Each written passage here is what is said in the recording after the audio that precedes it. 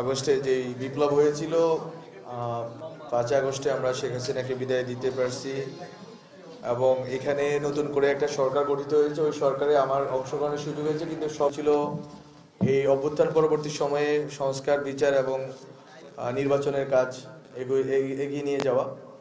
এবং ওই ক্ষেত্রে আমাদের অধিকাংশ সময় চলে গেছে বাংলাদেশি, এবং আমরা যেই কমিটমেন্ট নিয়ে এসেছিলাম যে আমরা বিচারের কাজ শুরু করবো, আমরা বিচারের কাজ শুরু করতে পারছি। আপনারা জানেন আগামী সপ্তাহে শেখ হাসিনার ফ্যাসিস্ট এবং খনি শেখ হাসিনার বিচার হবে, আমরা একটা রায় পাবো।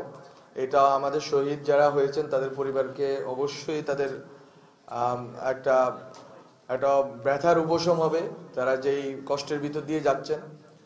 এর সাথে সাথে আরো অনেকেরই ট্রাইব্যুনালে বিচার কাজ চলতেছে, ট্রাইব্যুনাল অ্যাক্টিভ আছে এবং ট্রাইব্যুনালে আশা করি যে যারাই যেখানে যেখানে আমাদের ছাত্র জনতাকে হত্যা এবং খুনের সাথে জড়িত ছিলেন, গুমের সাথে যারা জড়িত ছিলেন, এর আগে এক্সট্রা জুডিশিয়াল কিলিং এর সাথে জড়িত ছিলেন, সবারই বিচার হবে। এবং পরবর্তী সরকারে যারা আসবেন সবাই এই বিচারের কার্যক্রমে এগিয়ে নেবেন। সংস্কারের কাজে আমরা অনেক দূর অগ্রসর হতে পেরেছি। আপনারা জানেন যে রাজনৈতিক দলগুলো ঐক্যবদ্ধ হয়ে একটা সনদে স্বাক্ষর করেছে, এবং এটা বাংলাদেশের জন্য অনেক বড় একটা প্রাপ্তি যে রাজনৈতিক দলগুলো বসে, সব রাজনৈতিক দল মতভিন্নতা সত্ত্বেও একটা ডকুমেন্টে আসতে পারে, একটা দলিলে সবাই মিলে সর্বসম্মত হয়েছে।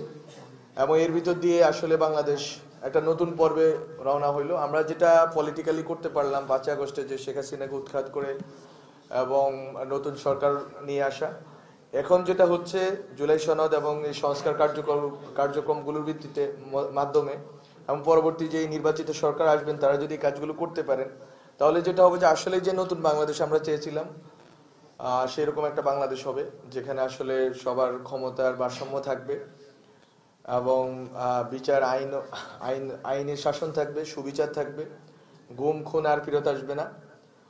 তো আমরা যেই নতুন বাংলাদেশে ছিলাম, আমাদের শহীদ পরিবার, শহীদরা যেই বাংলাদেশে ছিল, আমাদের আহত যারা হয়েছে, যারা অঙ্গহানি হয়েছে, চক্ষু হারিয়েছে, তারা যে বাংলাদেশে ছিল ওই বাংলাদেশ আমরা পাবো।